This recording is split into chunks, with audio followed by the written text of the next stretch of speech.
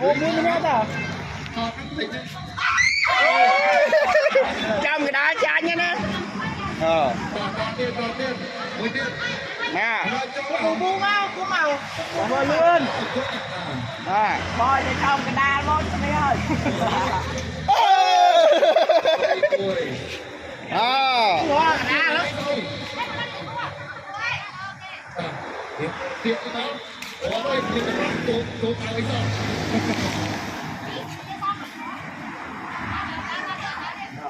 Ô mình lấy cái đá đây. Đá.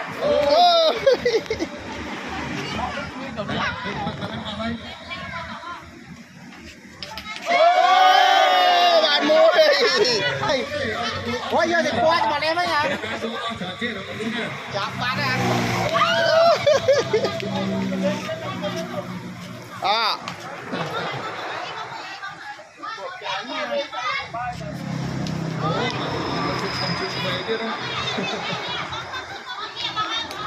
Bấm ở chai bấm á. À ở đây bấm á. À ngồi đi. À bấm á.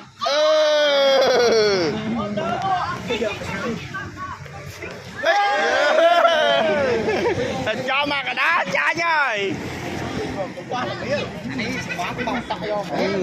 Có mà thở lại đi con. Ê, coi đi. Thở lại đây đặt cục cho mà đi chanh cho nó vậy nè hỏi á. Cục quá rồi.